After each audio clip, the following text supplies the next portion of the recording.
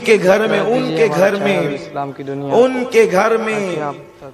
گھر میں بے اجازت جبرائیل آتے نہیں۔ اگر ہم محفل حسین میں آئے تو پھر اس طرح بیٹھنا بھی کیا؟ سبحان اللہ سبحان اللہ۔ ان کے گھر میں جبریل کسی کے گھر آتا نہیں، واہ واہ۔ اور جس کے گھر آتا ہے پھر وہ سلامت رہتا نہیں، اس لیے کہ جبریل بے شک جب بھی آیا ہے تو کبھی قوم لوط پر آیا تو پر پہ اٹھا کر کے پلٹ دیا، قوم نوح پر آیا ہے تو وہ قوم تباہ ہو گئی۔ پہلے تو آتا نہیں، اور آتا تو پھر اس شان سے آتا ہے کہ انسان محفوظ نہیں رہ پاتا۔ لیکن جن کا ذکر کرنے آپ آئے ہیں، یہ کوئی کہانی قصہ تو نہیں، یہ وہ حقیقتیں ہیں جو حدیث مبارکہ میں موجود ہے۔ ان کے گھر آتا ہے اور کس قدر ادب سے آتا ہے۔ ان کے گھر میں بے اجازت جبرائیل آتے نہیں، قدر والے جانتے ہیں قدر شان اہل بیت، قدر والے جانتے ہیں قدر شان اہل بیت۔ بے ادب گستاخ فرقے کو سنا دے اے حسن، بے ادب گستاخ فرقے کو سنا دے اے حسن، یوں کہا کرتے ہیں سنی داستان اہل بیت، یوں کہا کرتے ہیں سنی داستان اہل بیت۔ یہ 2015 اور 1437 کا ماہ محرم کا محفل حسین کا یہ ہمارا پہلا پروگرام۔ آپ سب کی آمد میرا آنا اللہ قبول فرمائے۔ یہ محفل برسوں تک 3 دن ہوتی رہی، پھر آپ کا شوق بڑھا تو وہ 5 دن ہو گئی، اور آپ کا شوق اور بڑھا تو پھر اور دن بڑھ گئے۔ اللہ آپ کا میرا آنا قبول فرمائے۔ اس سال ہم نے یہ طے کیا تھا کہ پہلے ہی دن سے واقعات کربلا شروع کر دیں گے، اور کربلا پر گفتگو شروع ہو جائے گی۔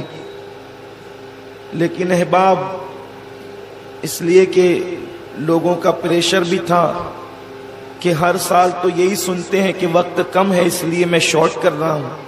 اس سال ہم نے یہ نہیں سننا ہے، اور ہمیں آپ اس سال پورا کربلا سنا دیں۔ ٹھیک ہے، آپ کے شوق کو سلام، اور میری بھی تمنا یہ ہے کہ زندگی میں ایک مرتبہ تو ایسا ہو کہ سارے واقعات بیان ہو جائیں، پھر زندگی رہے نہ رہے لوگ سنتے رہیں، کیونکہ مجھ سے پہلے بھی لوگ سناتے رہے اور میرے بعد بھی لوگ سنائیں گے۔ جتنا ذکر کرتے ہیں حسین کا ذکر مثل مشک کے ہے۔ مشک کو جتنا آپ ملتے جائیں گے، جتنے رگڑتے جائیں گے، اس کی خوشبو اتنی بڑھتی چلی جائے گی۔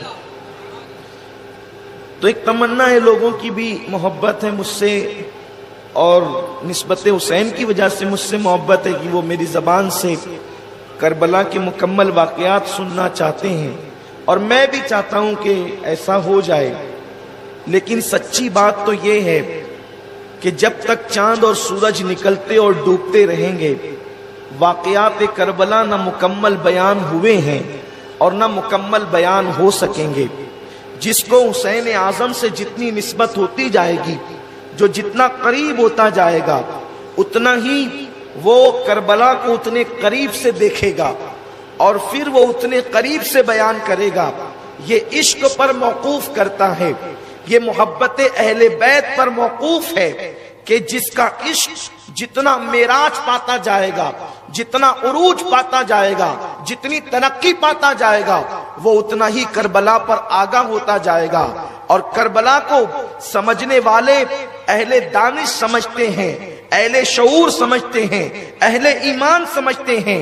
میرے پیارے آقا صلی اللہ علیہ وسلم کے پیارے دیوانوں، تو واقعات آج ہی سے شروع کرنے تھے، لیکن کچھ احباب نے کہا کہ فضائل اہل بیت پر کچھ گفتگو ہو جائے تاکہ اس کے بعد پھر واقعات کربلا شروع ہوں۔ بہرحال سب کی جذبات کا احترام لازم ہے، اس لیے میں نے قرآن مقدس کی اس آیہ کریمہ کی تلاوت کی ہے جس میں اللہ تبارک و تعالیٰ نے ہم پر اہل بیت کی محبت کو فرض کیا ہے۔ بہت توجہ سے آنے والی گفتگو کو سنیں۔ پہلے میں آپ کے سامنے چھوٹی سی تمہید پیش کرنا چاہتا ہوں کہ ہم برسوں سے تقریباً 16 سال سے زیادہ کا عرصہ بیت رہا ہے محفل حسین منا رہے ہیں سنی دعوت اسلامی کے زیر اہتمام۔ حالانکہ ہمارے اسلاف اور بزرگ تو جب سے کربلا ہوا تب سے لے کر آج تک ذکر حسین کرتے چلے آئے ہیں اور کرتے رہیں گے انشاءاللہ۔ لیکن آپ اس بات کو یاد رکھیں، ہمیں بنیاد پہلے سمجھنا ہے کہ کربلا کی بنیاد کیا ہے۔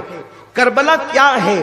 یہ صرف کوئی کہانی قصہ نہیں ہے، یہ صرف کسی قلمکار کی قلم کی جولانیاں نہیں ہے، یہ کسی خطیب کی لفاظی نہیں ہے، یہ صرف معاذ اللہ کسی کی عقیدت کا غلو نہیں ہے، بلکہ کربلا وہ حقیقت ہے کہ جو بندے کو بھی اللہ نے ایمان کی نگاہ دی ہے، اگر وہ ایمان کی نگاہ سے کربلا کو پڑھے گا تو پورا دین اس کو کربلا کے اندر نظر آئے گا۔ مکمل دین سمٹ کر کربلا میں آتا ہے، اور کربلا ہمیں زندگی جینے کا سلیقہ عطا کرتا ہے، ہمیں ناموس رسالت پر مرنے کا ذوق عطا کرتا ہے۔ میرے آقا صلی اللہ علیہ وسلم کے دیوانوں تو یاد رکھیں، کربلا کا جو تعلق ہے وہ خاص طور پر اہل بیت سے ہے۔ اہل بیت کیا؟ اہل بیت کیا؟ اس لیے کہ آج کل نئی نسل، نوجوان لڑکے، نوجوان جو ہمارے مسلمان ہیں، نماز سے ناواقف، روزوں کی حکمتوں سے ناواقف، قرآن مقدس کی معرفت سے ناواقف، اللہ اس کے رسول سے دور، اس لیے انہیں پتہ نہیں اہل بیت کیا، ان کی عظمت کیا۔ اور پھر راہ میں اتنے راہزن ہے، راہ میں ایسے راہ مار ہے، ایسے لٹیرے ہیں کہ جس کو بھی ہاتھ لگا چوہے کو ہلدی کا کھڑا ملا اور وہ پنساری کی دکان کھول بیٹھا۔ ایسا ہی ہے، پنساری بننے کے لیے ایک ہلدی کے کھڑے سے دکانیں نہیں کھلتی، بلکہ اس کے لیے جو ہے لاکھوں روپے خرچ کر کے پہلے دکان میں مال بھرنا پڑتا ہے، پھر کہیں جا کر کوئی سودا لینے آتا ہے۔ یہ باٹ بندر نہیں ہے کہ دو بلیوں کو روٹی ملے اور بندر کے پاس لے جا کر کے تقسیم کروا لیا جائے، یہ وہ قاعدہ نہیں ہے۔ اس لیے پہلے اہل بیت کو سمجھو اور پھر قرآن سے سمجھو، حدیث سے سمجھو، قرآن اور حدیث سے سمجھو۔ یہ نہ کہنا اور یہ نہ سمجھنا کہ جو منہ میں آتا ہے عقیدت میں بول جاتے ہیں۔ ہمارے یہاں عقیدت پابند ہے شریعت مصطفیٰ کی، ہمارے یہاں محبت پابند ہے قانون خدا کی، ہمارے یہاں عقیدت پابند ہے قانون رسول کی۔ ایک بات بتاؤں، ایک معیار اللہ نے ہمیں دیا ہے، ایک معیار ہمارے پاس ہے کہ مومنو تم سب سے زیادہ اگر کسی سے محبت کرنا چاہتے